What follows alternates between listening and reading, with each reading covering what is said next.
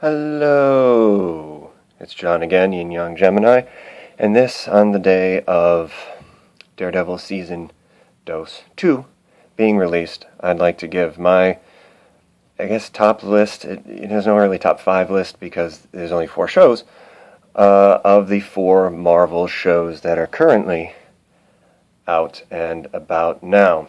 At number 4, and this, if I had like a budget or decent equipment or any sort of technology or anything, there'd be like, fireworks and maybe a voiceover, number 4, and like stuff.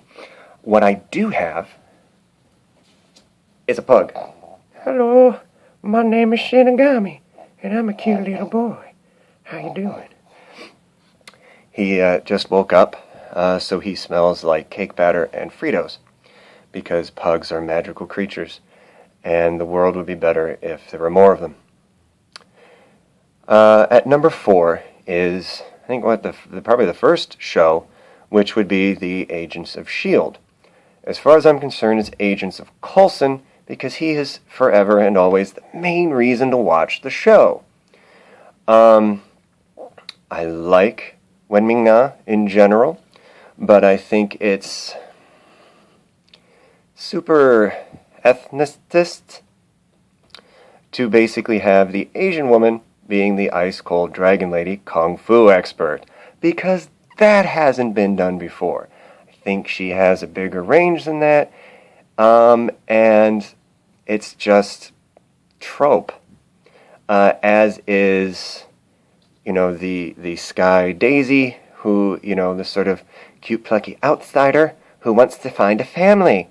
And of course, she's got to go in with the flavor hunk of the month, which at first was, what's his name, the Walking Ken doll. Of course, the Walking Ken doll is the badass. They try to make a little twist to have it be, oh, well, no, look, double agent sort of stuff and everything. Still thing. And now she's with, that electro-inhuman guy or whatever that guy is. So, flavor hunk of the month club, might as well just put them both on Pretty Little Liars and be done with it. Of course, the science nerds have a thing that they can't, talk about until, like, now, 3-4 seasons into it, and they're socially awkward, etc., etc., and then the one guy gets, traumatic brain injury, and then after a season it's like, fine. Like, where did that go? And if they solved it, I missed it. But yeah, not really that great of a show. I watch it basically for Clark Gregg for the most part. Every time he's on, TV gets better. I think he's absolutely great. Number 3, sorry people, I'm going to have to break people's hearts here. But Jessica Jones is number 3. It just is. Yeah, it's cool that we have the sort of noir kind of thing, but with a woman, and showing some vulnerabilities and everything, but it really didn't evolve at all. I thought D10's was a pretty good villain, and he was probably the best part of the show. There really wasn't any character involvement, I thought it was good, though, that what could have been the sort of hunky, obvious hero, ex-special forces, etc., ended up just being pretty much put down by the women all the time. I do have a thing sort of relating my general thoughts on Jessica Jones as a whole, so I won't get into that big thing now. But everyone's like kind of creaming themselves over Jessica Jones, and I thought it was good. It wasn't that good. So number 2, the runner-up for my favorite Marvel show, is Daredevil. Granted, I haven't seen season 2 yet, but just judging on season 1, I liked it. I watched it, and as soon as I got done watching it, I watched it again. Which is usually a pretty good sign for me, as I'm really kind of nitpicky. But when I find something I get into, I really get into it. I thought, was it Vincent D'Onofrio as Kingpin was fucking great.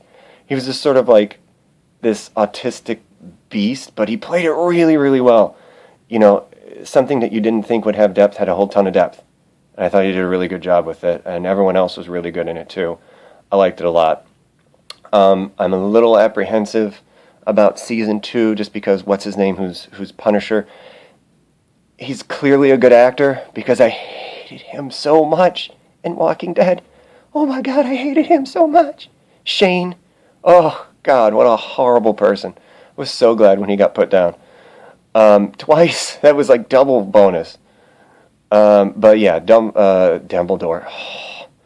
Daredevil. Same thing, really.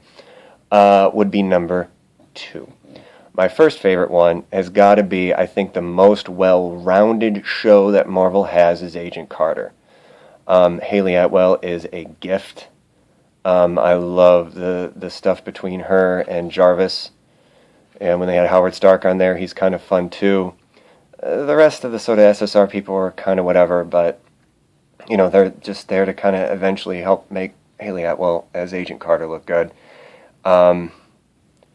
Overall, the most well-rounded show, like I said. I think it's got, you know, it's got the adventure-y stuff, it's got the comic booky stuff, it does the interpersonal relationships, at least with her, pretty well.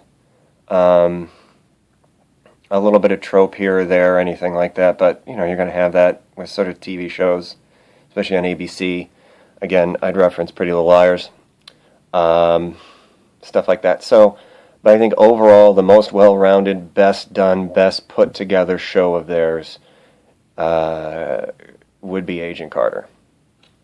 So Agent Carter number 1, Daredevil 2, Jessica Jones 3, and Agents of Coulson a far 4. If I could kind of make it a 5, I would, but there's nothing there to put it in between. Again, these are live-action Marvel MCU shows, not counting any of the cartoons and stuff like that, which I kind of haven't really seen.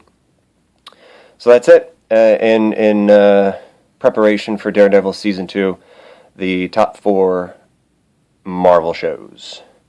See you later. Yin Yang Gemini John, signing off.